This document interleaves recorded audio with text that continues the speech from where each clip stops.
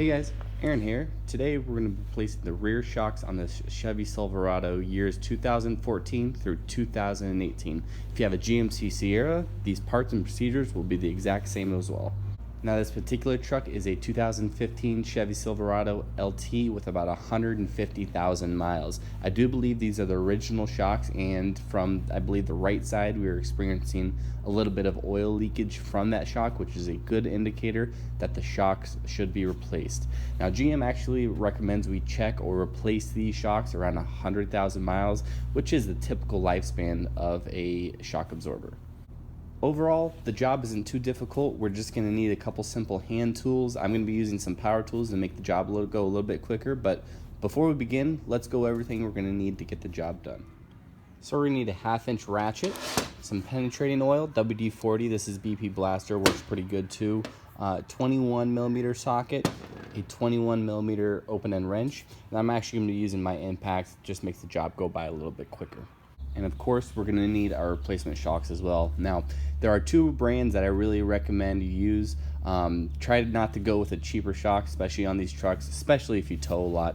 But the first brand is KYB. They make the XLG model. This is a really good shock. I've installed a ton of these without any problems whatsoever. And then BILSTEIN as well. This is the 5100 series shock. Really a quality unit. It's going to be a little bit more in price, but the quality is great and they actually look pretty good. They're stainless steel, and then you get this little boot cover as well. These will actually go from your stock ride height up to 2-inch lift in the rear. If you have an additional lift, maybe say a 4-inch lift, there's actually a different part number. I'll put a link in the description, but I'll include both of these and then you can simply decide what you want from there.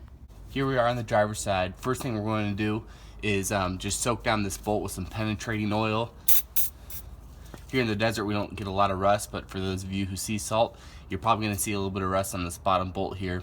And as you can see, we have some oil buildup from this leaking shock absorber. It's a good indication that your shock absorbers are bad. So let's go ahead and take our 21mm socket and an open-end 21mm wrench and remove this lower bolt.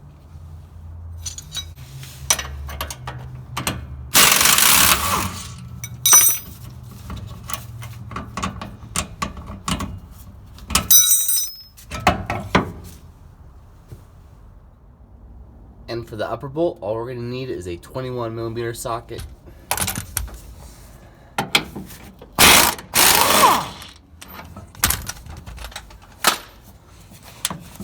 What I like to do is keep this strap on until we have our lower bolt in. It makes it a whole lot easier.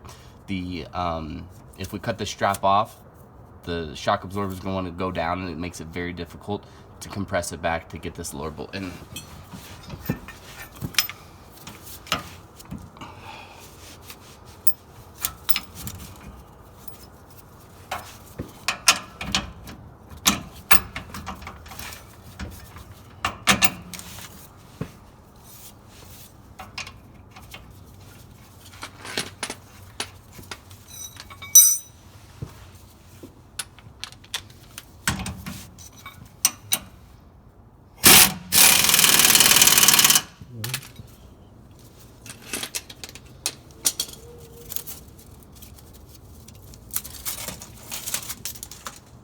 Now it's pretty much the same procedure for the passenger side, except we're going to be in front of the axle.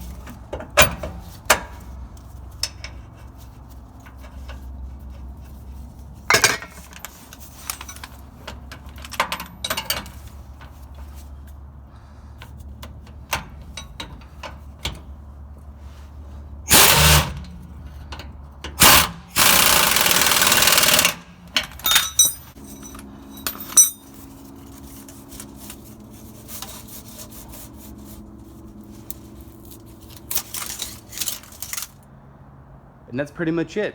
As you can see, it's a pretty simple job. Just need basic hand tools and the right parts. Hope this video helps you out. If it has, please like and subscribe. If you have any questions or comments, feel free to leave something in the comment section, and make sure to check those links if you guys need some good shock absorbers. Got some good prices on them. So hope to see you guys next time. Thanks for watching.